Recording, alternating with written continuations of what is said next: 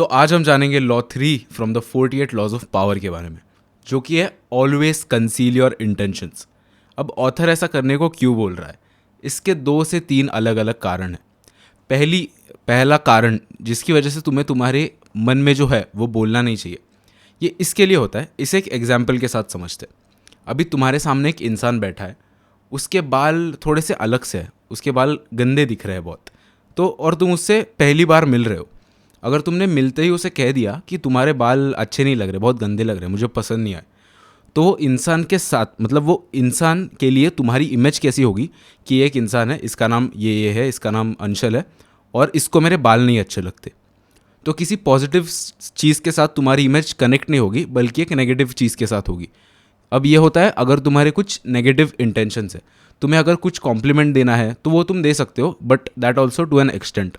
इतना ज़्यादा नहीं करना है कि उसको लगेगा कि भाई ये तो बहुत चाट रहा है मेरी, इसीलिए ये सब बोल रहा है। सो इसीलिए भी तुम्हारे इंटेंशंस कॉम्प्लीमेंट्स के साथ भी थोड़े से लिमिट करने चाहिए।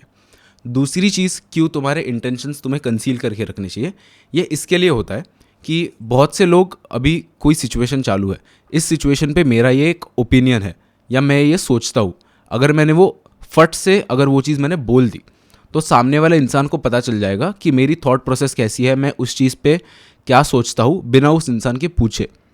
सो वो क्या करेगा, वो तुम्हारी पर्सनैलिटी और रिवील करेगा, और जितनी ज़्यादा तुम्हारी पर्सनैलिटी रिवील होती जाती है, उतना सामने वाले इंसान का इंटरेस्ट तुम में कम होता जाता है।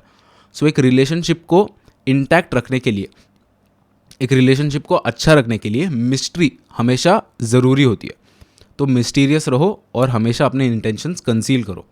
तीसरी चीज़ क्यों तुम्हें तुम्हारे इंटेंशंस कंसील करके रखने चाहिए इज़, अगर तुम किसी इंसान के साथ हो जो तुम्हें फ़िलहाल के लिए अच्छा लग रहा है, पर वो एक्चुअल में तुम्हारा वेल विशर नहीं है, उसको अगर तुमने तुम्हारा कोई फ्यूचर प्लान बता दिया कि मैं ये करके ऐसा बिजनेस चालू करूँगा या कुछ भी करूँगा, और वो इंसान तुम्हारा अच्छा नहीं चाहता, सो वो उस बिज़नेस से कनेक्टेड कुछ काम तुम्हारा रोक देगा, या कुछ तुम्हारे उस प्लान जिसके बारे में तुमने उसको बताया है उसमें कुछ तो रोक लाएगा।